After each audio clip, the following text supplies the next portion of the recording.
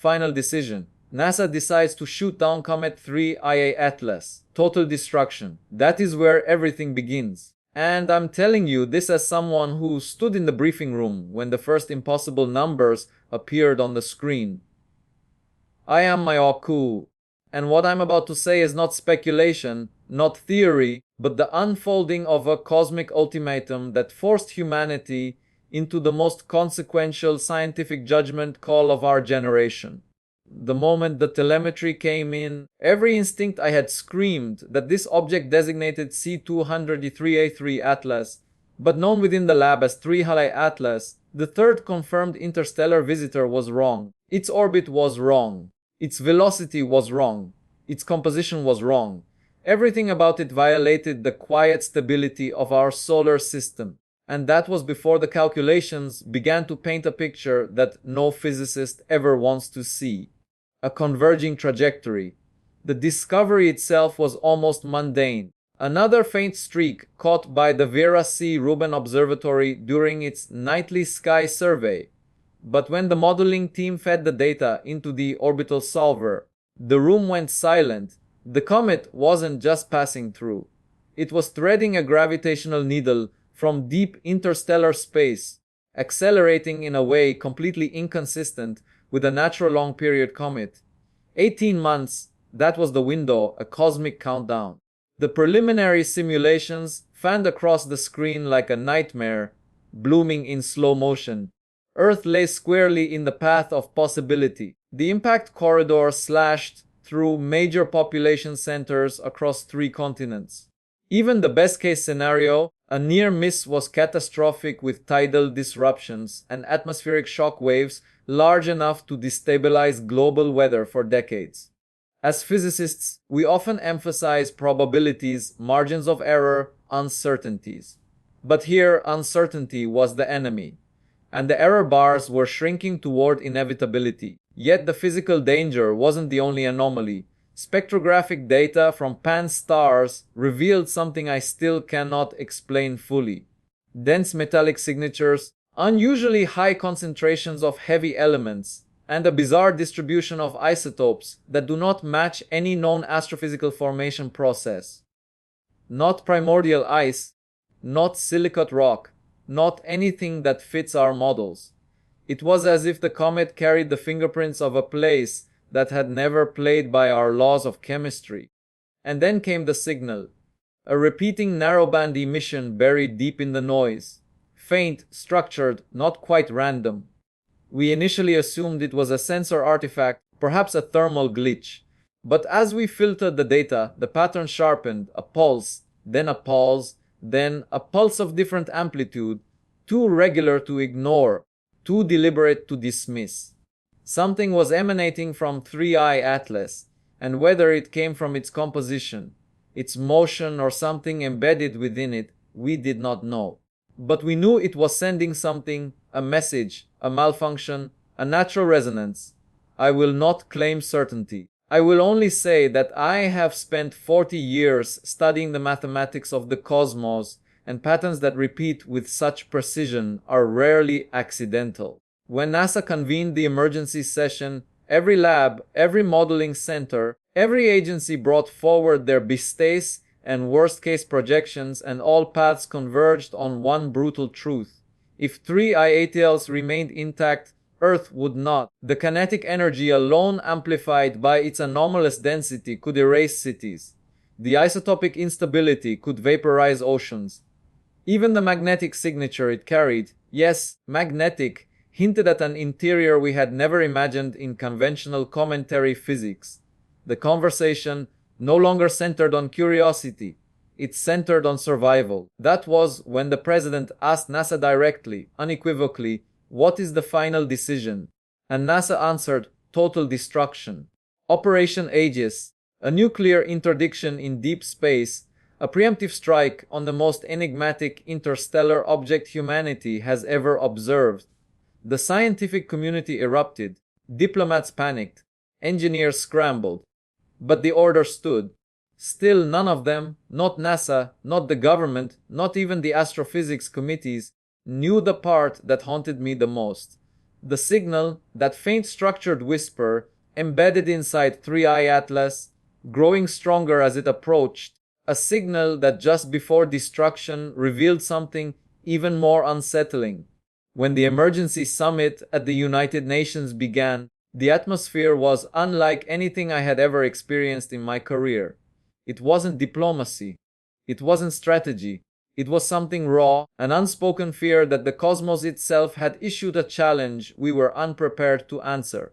Delegates from NASA, ESA, Roscosmos, JXA, and every major scientific council crowded into a chamber that suddenly felt far too small for the weight of what we were discussing. And I sat there knowing the signal inside 3IATLAS continued to pulse. Two factions emerged almost immediately. The first, led by several European scientists, insisted we attempt a deflection, a gentle push, a kinetic impactor, a gravity tractor. Their argument was simple. We cannot destroy the most important interstellar object ever discovered. We must preserve it for science. They spoke about protecting knowledge, about the opportunity to analyze matter from beyond our sun, about the ethical responsibility to avoid irreversible destruction. The second faction, NASA, Pentagon advisors, and several independent physicists argued the opposite. Survival first, curiosity second.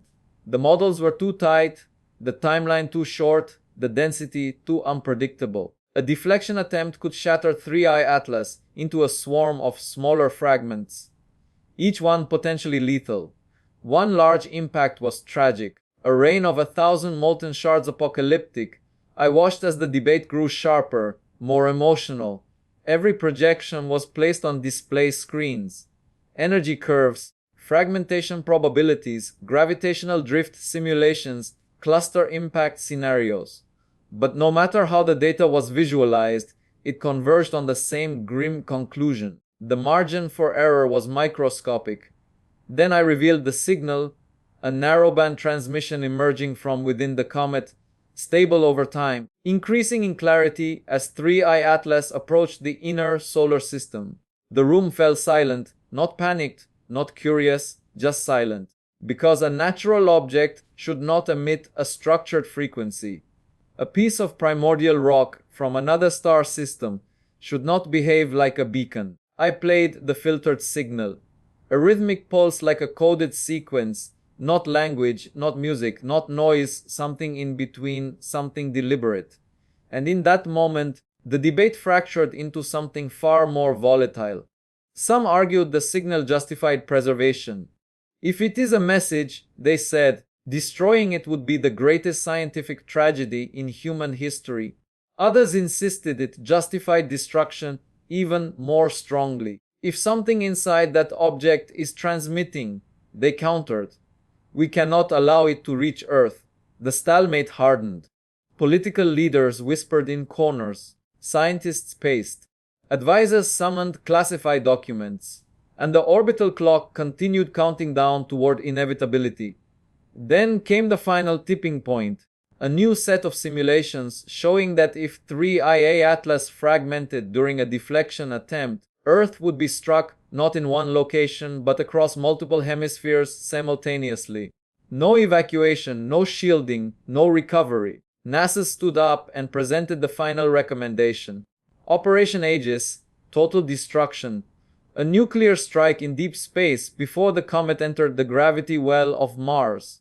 The president accepted the recommendation, and as the meeting adjourned, I watched the delegates disperse, some furious, some terrified, some hollowed out, while the signal inside 3IATLAS continued pulsing, steady, patient, almost as if waiting for our decision. What none of them knew was that right after the summit, the signal changed. Not in strength, not in frequency, but in structure. It became responsive. The moment the president authorized Operation Aegis, everything shifted from debate to execution. The tone inside NASA hardened. The screens changed. The language changed. Deadlines replaced hypotheses. And despite decades of advocating for science, exploration, and curiosity, I found myself in a room where the only acceptable outcome was annihilation. The order was simple. Total destruction of Comet 3IATLAS, a nuclear interdiction in deep space. Teams from the Strategic Command arrived within hours. Engineers rolled out classified designs, modified high-yield warheads capable of surviving deep space radiation and delivering a precision detonation near the comet's core. Vandenberg Space Force Base prepared the launch protocols. I watched technicians, engineers, and physicists move with a mechanical urgency as if emotion had been switched off to make room for survival. But emotion had not disappeared from everyone. Protests erupted from the scientific community almost instantly. Colleagues I had worked with for decades confronted me in hallways demanding explanations, accusing NASA of committing a crime against knowledge. Some shouted that humanity was destroying the only interstellar artifact capable of rewriting our understanding of the universe. Others whispered their fears that the signal inside 3IATLAS meant the comet was not a comet at all. I couldn't give them comfort because the truth was the signal had changed again. Every time we transmitted a diagnostic ping, the signal shifted subtly, rhythmically, like an echo adjusting to a new environment. Not intelligent in the way we understand intelligence, but aware, as if something inside the comet recognized we were studying it. That was the part I could not say publicly. Launch day approached and inside mission control the tension was suffocating. Operators rehearsed manual override procedures. Deep space tracking arrays aligned toward the target. The warheads on board AI performed stress simulations at a frantic pace. Even the room's lighting felt heavier, dimmer, as though the comet's presence thousands of miles away cast a shadow into our chamber. When the president asked for a final confirmation, NASA responded with a single word, proceed, and as the missile rolled toward the launch pad, the signal inside 3IATLAS emitted a new pattern, one we had never seen before, faster, sharper, like a warning or a countdown. It was the first moment I wondered if Operation Aegis was not simply a defense mission, but the beginning of something we had misunderstood entirely.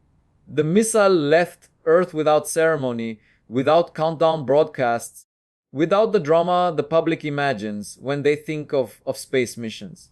It rose through the atmosphere like a silent spear vanishing into the dark. And from that moment on, every heartbeat inside mission control set to its trajectory as it accelerated toward the interception point.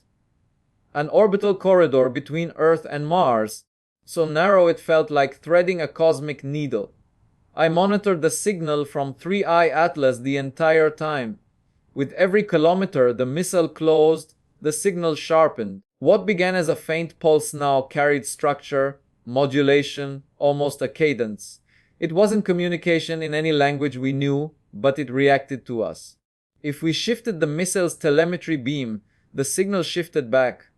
If we adjusted frequency, it answered in kind, cause and effect, observation and response, like a mirror that had suddenly learned the difference between reflection and intention. 3 days into the mission, a problem emerged. A cascading fault in the missile's guidance software. Anomalous interference, high-frequency noise saturating the onboard sensors. Mission control scrambled to isolate the origin. Solar radiation, no particle collision, no. The interference pattern matched the signal coming from the comet itself. 3IATLAS was somehow disrupting our systems. We corrected the fault manually, but the error returned stronger, as if the comet anticipated the fix. I watched code scroll across the screen, glitching in ways that felt purposeful. The missile was now fighting both physics and something else we could not name. When we reached the final approach window, the team prepared to arm the warhead. We had 5 minutes to initiate manual activation before the missile overshot the target. 5 minutes to decide the fate of Earth and perhaps something more. The room was dead silent except for the click of keystrokes. Then the comet emitted a new burst. Sharp rising harmonic, so intense our sensors overloaded. Screens flickered, telemetry froze, and for a moment Every console in mission control went dark. When the systems rebooted, the missile was drifting off vector. Manual activation was the only option left. The countdown began. Operators shouted coordinates. The warhead awaited our command. And just as we prepared to trigger the sequence, the signal from 3IATLAS shifted into something unmistakably patterned. Something that resembled structure, repetition, escalation. It wasn't a pulse anymore. It was a message or a warning. And we activated the detonation anyway. The flash appeared not as a distant spark, but as a blooming star, silent, white, hot, expanding against the void like a flower made of pure radiation. For a brief moment, mission control forgot to breathe. Every screen flooded with sensor data, particle counts, fragmentation, telemetry, and then slowly, impossibly, the silhouette of 3IATLAS dissolved into a storm of incandescent dust. The comet was gone, vaporized. Operation Aegis had succeeded, but success did not feel like victory. The moment the warhead detonated, the signal we had been tracking for months, steady, rhythmic, responsive, did not vanish. It expanded, not in amplitude, not in strength, but in distribution. The frequency scattered through the debris plume, splitting into dozens of faint echoes like shards of a broken mirror. For several minutes, the dust cloud shimmered with electromagnetic pulses, each one reflecting a fragment of the original structure, a final resonance, a dying breath, or something awakening. As the fragments dispersed, our sensors picked up an unexpected phenomenon. Isotopic traces unlike anything in our databases. Elements with decay signatures that violated known nuclear pathways, thus behaving like ionized plasma despite the absence of solar wind. We watched in silence as the remnants of 3IATLAS stretched into a thin spiral that drifted harmlessly toward the heliosphere. But harmlessness was not the question. The question was what we had destroyed. Hours later, telescopes from Hubble Webb and ground-based observatories confirmed total neutralization. No surviving core, no secondary fragments large enough to threaten Earth. Humanity was safe. The headlines would proclaim triumph. Leaders would speak of unity, decisive action, planetary defense. But inside NASA, the mood was muted heavy because the classification orders arrived before dawn. All spectrographic data, all decoded samples, all recordings of the signal sealed. Operation Aegis was now a closed file. Even I received restrictions. The official narrative was simple. An unusually dense interstellar comet posed an impact threat and Earth neutralized it. Nothing more. Nothing unusual. Nothing unexplained. But I had seen the raw data hours before the doors locked. And I knew what was being hidden. The isotopic anomalies. The electromagnetic interference, the responsive signal, and one final pattern captured in the milliseconds after detonation. A pulse repeated 3 times, then silence. Not random, not noise. A structure that did not match the comet's earlier emissions. Something changed in the instant of destruction, but the decision had already been made. Curiosity was no longer relevant, only survival. Weeks passed, and yet the consequences lingered. The dust cloud began interacting with the solar wind in unpredictable ways, creating faint auroral structures across multiple planets. Jupiter glowed with new bands. Mars flickered with thin veils of light. Even Earth experienced brief, unexplained sky events, quiet swirls of luminescence at latitudes far from the poles. Beautiful, harmless, and deeply unsettling. Experts argued publicly about plasma dynamics, charged particles, heliospheric drift, but behind closed doors, a different question circulated. Did 3IATLAS send its final message before it died or because it died? I cannot answer that. Humanity chose safety over discovery, certainty over possibility, a controlled detonation over an uncontrolled encounter. Perhaps that was the only rational choice. Perhaps it saved us from a catastrophe we could never comprehend, or perhaps in our fear, we silenced something that was never a threat at all. As a physicist, I've spent my life searching for meaning in the cosmos. But this was the first time I felt the universe look back. And the silence it left behind was louder than the explosion that created